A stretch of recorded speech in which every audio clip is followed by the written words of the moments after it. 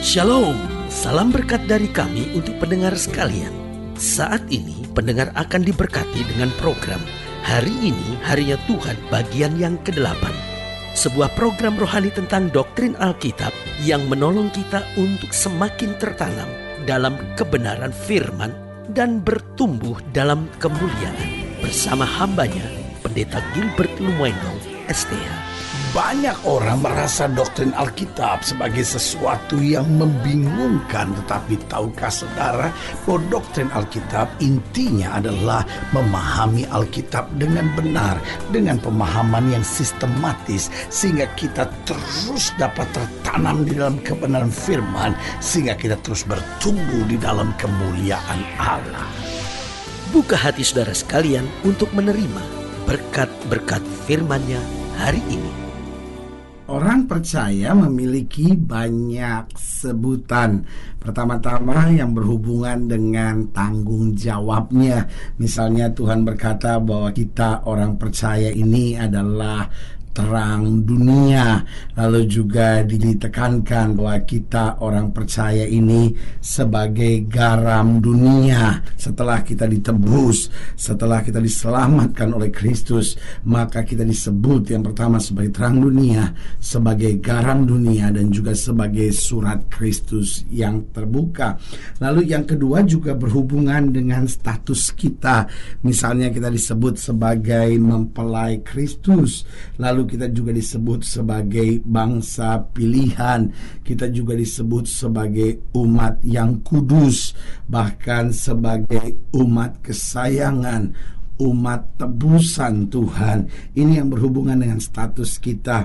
Jadi ada yang berhubungan dengan tanggung jawab, ada yang berhubungan juga dengan status kita, tetapi juga ada yang berhubungan dengan kasih-Nya yang dahsyat. Alkitab menyebut kita sebagai harta kesayangan Tuhan. Lalu juga Alkitab berkata kita sebagai biji matanya Tuhan. Berarti dari sini kita harus mengimani bahwa keberadaan orang percaya itu penting bagi Tuhan.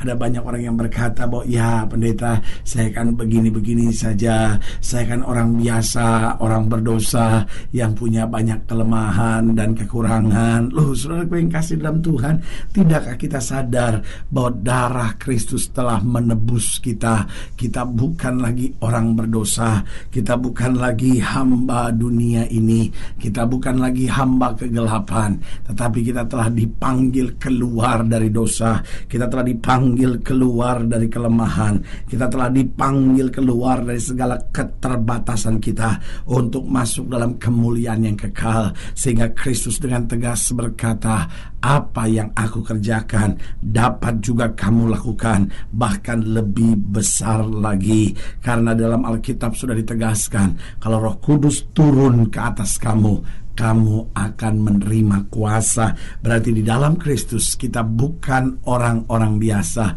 kita orang luar biasa karena kasih-Nya, karena anugerah-Nya, karena segala kebaikan-Nya bagi kita. Haleluya. Selamat datang dalam program kita hari ini, Harinya Tuhan, sebuah program rohani yang kembali mengingatkan kepada kita betapa pentingnya kita menjadikan firman Tuhan sebagai dasar keseharian hidup kita. Karena selama kita menjadikan firman Tuhan sebagai dasar keseharian hidup kita, langkah-langkah ke depan kita penuh dengan kepastian, kemenangan, berkat, mujizat, dan perkara-perkara yang besar. Haleluya.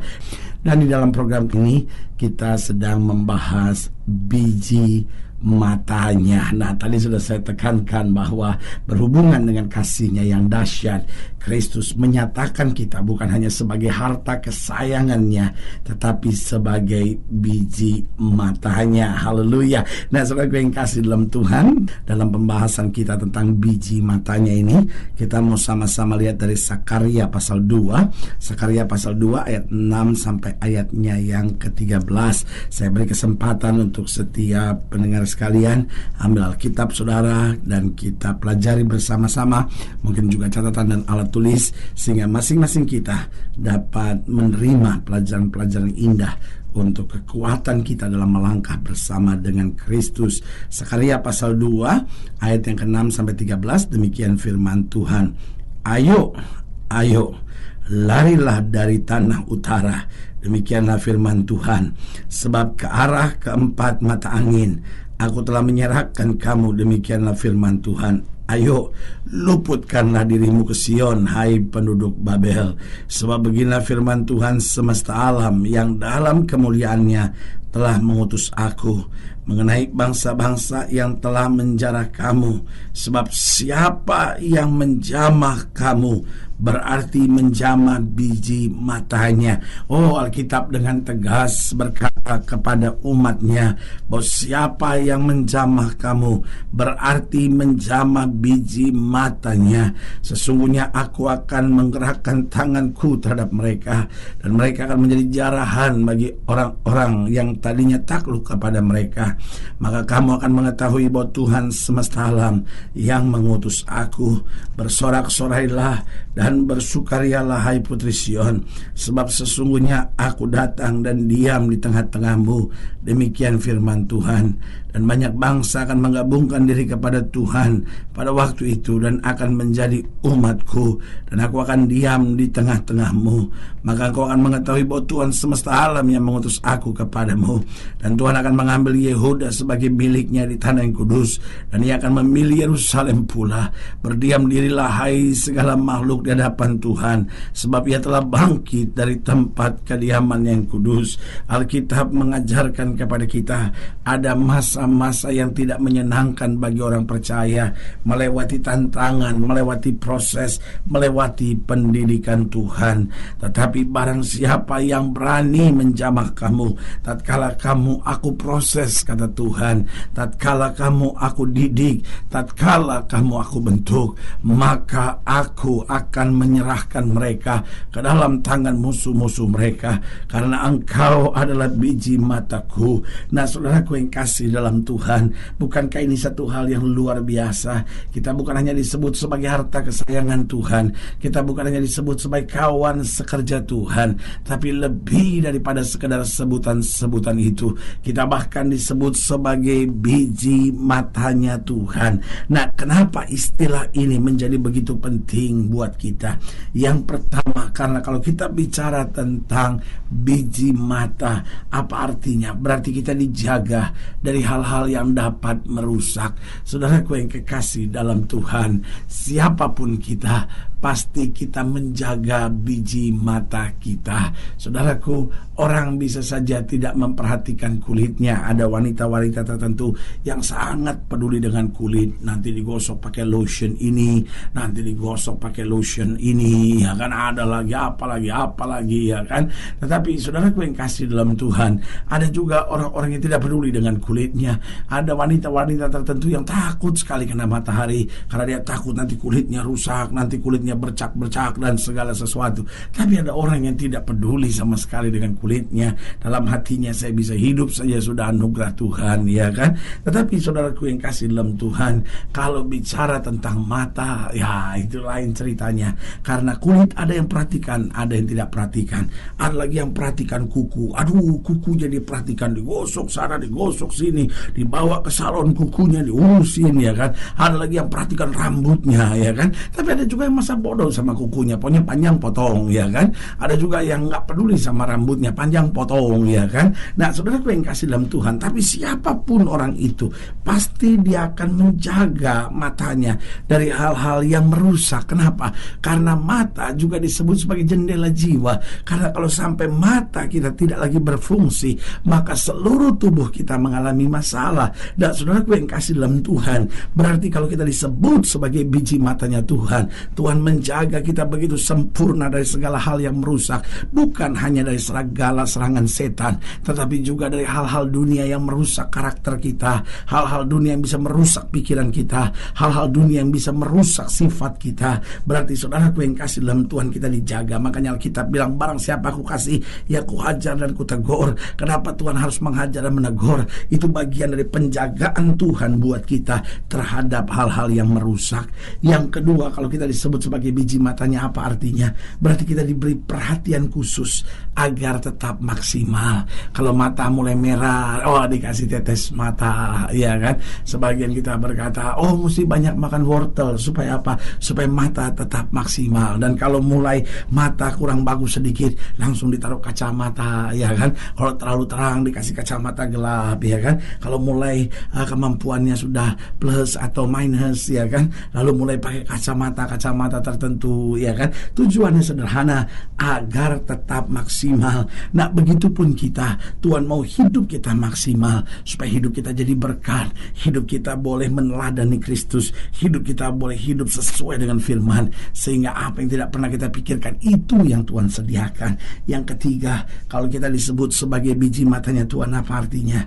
Berarti kita tidak akan dipaksa bekerja tanpa istirahat yang cukup. Saudaraku yang kasih dalam Tuhan, ada saatnya ketika manusia lelah, matanya dipejamkan. Kenapa? Memberi istirahat. Makanya Tuhan juga memberikan hukum Sabat. Hukum Sabat bukan soal pertanyaan apa nama harinya, tapi hukum Sabat juga apa yang dikerjakan di hari itu. Artinya kita harus beristirahat, karena orang yang istirahat biasanya tenang. Ada banyak suami istri kurang istirahat, sehingga apa yang terjadi?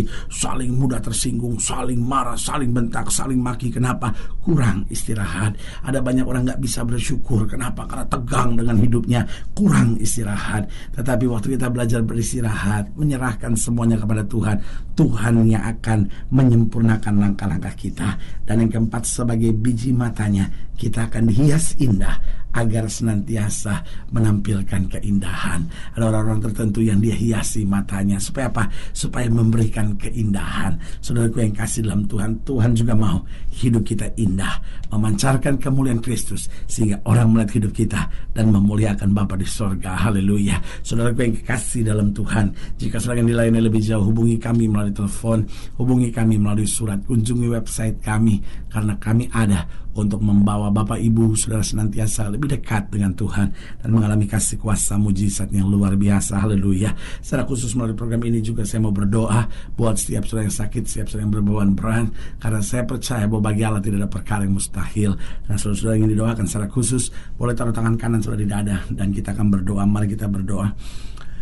Bapa, dalam nama Yesus, hamba doa buat yang sakit, hamba doa buat yang berbeban berat, hamba doa untuk setiap mereka yang sedang menghadapi masa-masa yang sukar, karena hamba percaya bahwa bagi Allah tidak ada perkara yang mustahil. Bapa, hamba berdoa di dalam nama Yesus, Tuhan jamah, sehingga setiap kami boleh kembali bangkit dan menyadari bahwa kita adalah biji matanya Tuhan, dan kami terlalu percaya sebagai biji matanya Tuhan, maka kami dijaga dari hal-hal yang dapat merusak. Kami diberi perhatian yang khusus agar tetap maksimal. Kami tidak akan dipaksa bekerja tanpa istirahat. Kami juga akan dihias indah dalam kemuliaan-Mu. Di dalam nama Yesus kami berdoa. Haleluya. Amin. Saudaraku yang kekasih dalam Tuhan, kita sudah berdoa. Ingat, tidak pernah Allah lalai menepati janjinya. Inilah saatnya buat kita untuk bangkit, bersemangat, bersuka cita dalam menghadapi segala perkara, karena kita tahu Yesus hidup, Yesus berkuasa, dan tidak pernah mengecewakan kita. Haleluya. Doa saya menyertai saudara. Sampai berjumpa pada program berikut, dan jangan lupa jadikan hari ini harinya Tuhan. Haleluya.